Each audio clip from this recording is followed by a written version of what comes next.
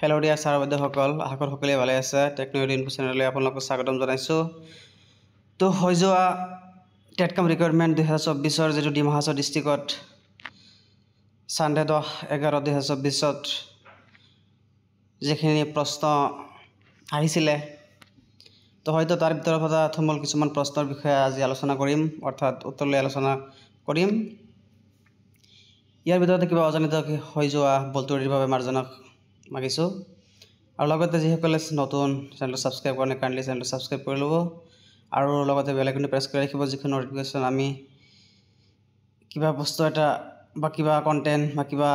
Class update দিয়াৰ লগে লগে যাতে আপোনালোকে নটিফিকেশ্যন সোনকালে পাই যায়। আৰু যিসকল এতিয়া আমাৰ চেনেলটো ছাবস্ক্ৰাইব কৰিছে তেখেতসকলক মই ধন্যবাদ জ্ঞাপন কৰিছোঁ। আৰু সকলোৱে ভিডিঅ'টো শ্বেয়াৰ কৰি যাতে সকলোৱে চাব পাৰে। বহুত কমেণ্টৰ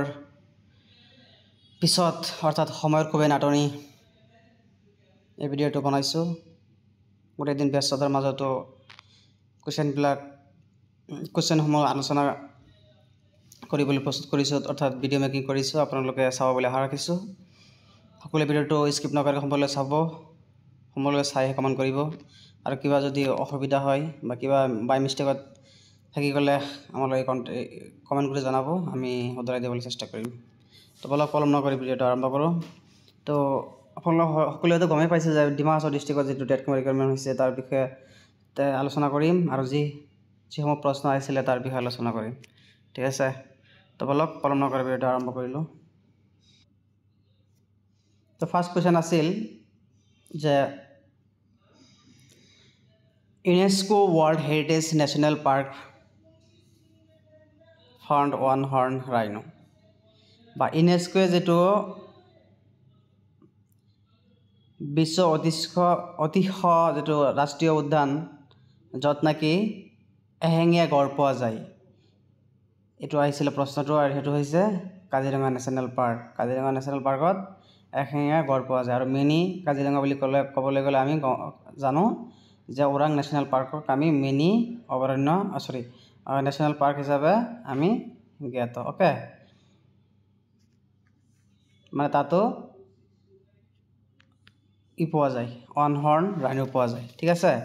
তো নেক্সট কুৱেশ্যন আছে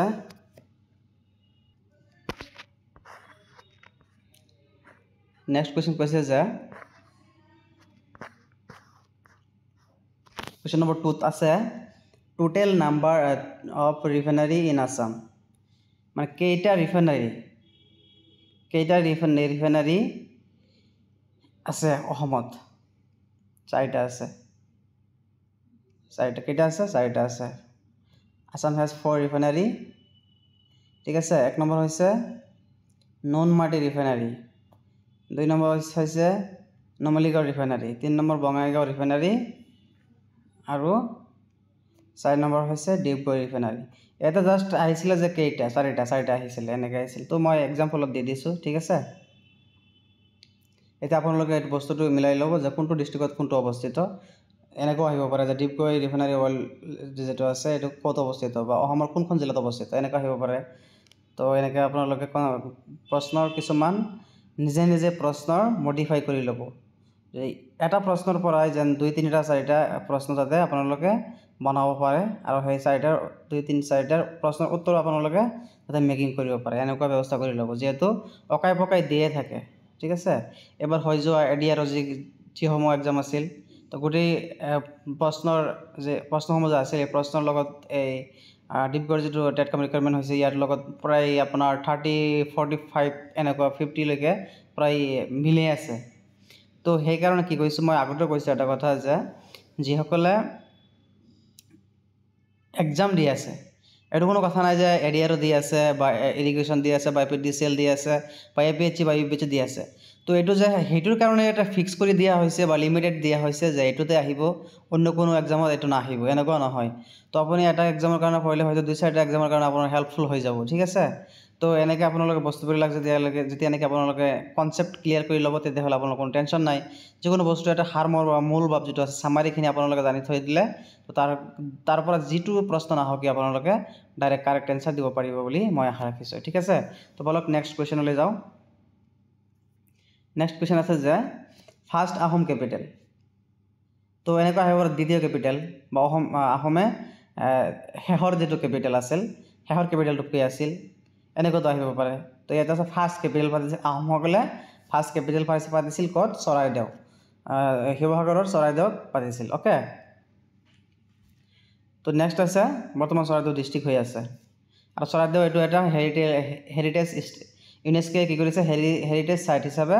ইক ঘোষণা কৰিছে ডিক্লেৰেশ্যন দিছে অ'কে এইটো মনত ৰাখিব তাৰপিছত এইটো আছে মই নেক্সটত আলোচনা কৰি আছোঁ এতিয়া হ'ল 4 নম্বৰত কৈছে যে কুৱেশ্যন নম্বৰ 4 কৈছে যে শ্ৰীমন্ত শংকৰদেৱ ডাইটিন মানে কোন চনত শংকৰদেৱে মৃত্যুবৰণ কৰিছে শংকৰদেৱে 1568 চনত মৃত্যুবৰণ কৰিছিলে আৰু এই ক'ত কৰিছিলে কোচবিহাৰত কৰিছিলে অ'কে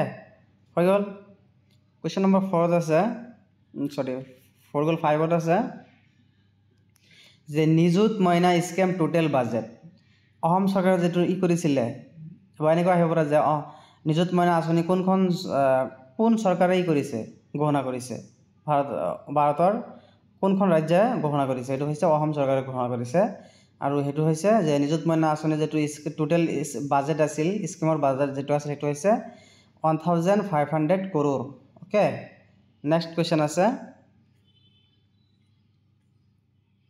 এই যে ইয়াতে আছে যে কালেক্টিভ নাউন অফ বাৰ্ডছ মানে চৰাইৰ যেটো কালেক্টিভ নাউন সেটো কি হ'ব ফ্লক হ'ব ঠিক আছে চৰাই যেটো আছে আমি চৰাইৰ কি বুলি কওঁ যে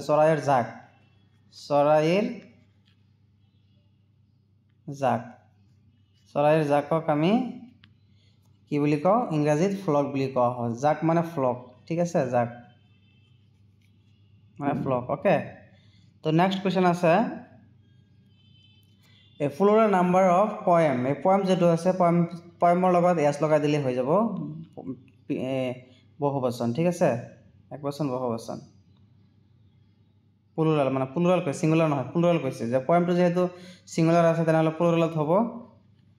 m এটা m লগাই দিলে আপোনাৰ হৈ গল ওকে তো নেক্সট আছে Lok Sabha total members in Assam How many Lok Sabha members in Assam belongs to Assam? It was a 14 জন সদস্য okay next question total heritage site in Assam এটো মই আগতে কৈছিল যে এটো প্ৰশ্ন এনেকা আহিব পাৰে যে total heritage site হৈছে অসমত তিনিখন heritage site আছে okay এইখন আছে তিনিখন আছে আৰু এটি কি কৰিছিল যে Assam has 3 UNESCO World Heritage Sites okay মানে তিনিখন হেৰিটেজ সাইট বা ঐতিহ্য অঞ্চল হিচাপে ঘোষণা কৰিছে এটো হৈছে চৰাইদেউ মৈদাম মানস ওয়াইল্ডলাইফ স্যাংচুয়াৰি আৰু কাজিৰঙা ন্যাশনাল পাৰ্ক তিনটা এটা কনফার্ম হৈ গল কনসেপ্ট ক্লিয়ার ঠিক আছে তারপর নেক্সট কোশ্চেন আছে who was got Assam Vaibhav Award in 2023 in Assam অসমত কোনজনে কি কৰিছিল অসম ভৈৰৱ বঁটা ৰিসিভ কৰিছিল একেটা আছিল জাস্টিস ৰঞ্জন গগৈ ৰিসেন্টলি কি হৈছে ৰিটায়াৰ হৈছে ওকে নেক্সট আছে যে who was got first Arjun prize in Assam মানে অৰ্জুন প্ৰাইজ আছে এৱাৰ্ড হ'ব অৰ্জুন এৱাৰ্ড অসমৰ পৰা পুৰা ফাৰ্স্ট অৰ্জুন এৱাৰ্ড কৰিছিল লাভ কৰিছিল আৰু এখেতক কি বুলি কোৱা হয় এথলেট বুলি কোৱা হয় বা কোচ বুলিও কোৱা হয় ওকে এখেত আছিল বগেশ্বৰ বৰুৱা ফুটবল প্লেয়াৰ অভিৰুচি দিৱস পালন কৰা হয় এখেতৰ নামতে অভিৰুচি মনত ৰাখিব অভিৰুচি ওকে তো নেক্সট আছে চাইল্ডহুড এণ্ড এডাল্টহুড এইটো আছিল চিডিবিৰ পৰা পেডাগজি পৰা আছিল চাইল্ড ডেভেলপমেণ্ট পেডাগজি পৰা আছিল এইটো childhood and adulthood which period is transitional period মানে ট্ৰেনজিশনাল বুলি কোনটো পিৰিয়ডক কোৱা হয় এইটো হৈছে এডালসেন্স ওকে এডালসেন্স ঠিক আছে নেক্সট আছে নাইটিঙ্গেল অফ আসাম মানে অসমৰ নাইটিঙ্গেল বুলি আমি কাক জানো দীপালী বৰঠাকুৰ এখেত হৈছে ছিংগাৰ গতিকে দীপালী বৰঠাকুৰ হৈছে ছিংগাৰ আৰু এখেতক আমি নাইটিংগেল অফ আছাম বুলি জানো অ'কে নেক্সট কুৱেশ্যন নম্বৰ 14 আছে যে এইটো হয়তো ইয়াৰ দিয়া আছিলে ডেট নহ'লে ডেট দিয়া আছিলে কিন্তু দুটা এনেকৈ আৰু কি ক'ম আহিব পাৰে এনেকৈ যে Majuli district from in which date মানে কোনটো তাৰিখে মাজুলী ডিষ্ট্ৰিক্টটো গঠিত হৈছিল এইটো হৈছে জুন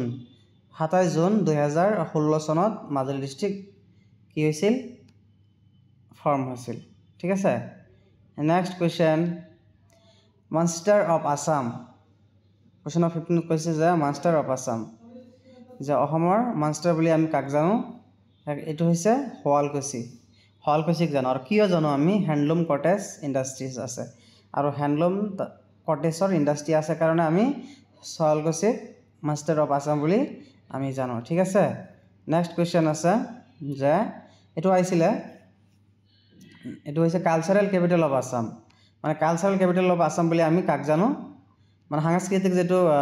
ৰাজধানী বুলি অসমৰ সাংস্কৃতিক ৰাজধানী বুলি আমি যোৰহাট ডিষ্ট্ৰিক্টক জানো ঠিক আছে তাৰ পিছত আমি মাজুলী বুলিও জানো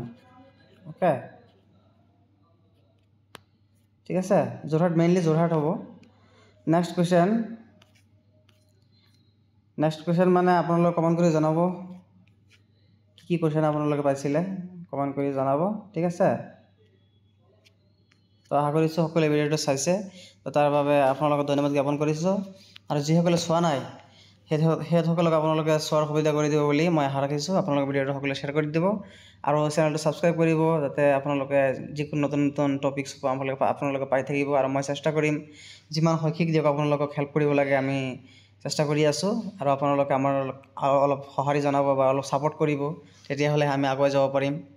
তো চাওঁতে বহুতো হয়তো ছাবস্ক্ৰাইবাৰ হৈ গৈছে মই আপোনালোকক অন্তৰৰ পৰা ধন্যবাদ জ্ঞাপন কৰিছোঁ এতিয়া আপোনালোকে ছাবস্ক্ৰাইব কৰিব বা লাইক শ্বেয়াৰ কৰিব আৰু যিকোনো সমস্যাৰ শৈক্ষিক যিসমূহ প্ৰব্লেম আছে আপোনালোকে কমেণ্ট কৰি জনাব বা আমাৰ হোৱাটছআপ গ্ৰুপ আছে 9577852498 অফিচিয়েল ৱেবছাইট হোৱাটছআপ গ্ৰুপ এইটোত আপোনালোকে কমেণ্ট কৰি জনাব যিকোনো শৈক্ষিক দিশত যদি আপোনালোকক হেল্প লাগে আমালৈ কমেণ্ট কৰিব মেছেজ কৰিব আমি চেষ্টা কৰিম যিখিনি পাৰোঁ ঠিক আছে তো আকৌ কৈছোঁ যে চেনেলটো ছাবস্ক্ৰাইব কৰিব আমালৈ সঁহাৰি দিব ছাপোৰ্ট কৰিব আমাক আমি আপোনালোকক কিমান লাগে আমি সহায় কৰি যাম ঠিক আছে থেংক ইউ অন্য এটা ভিডিঅ'ত লগ পাম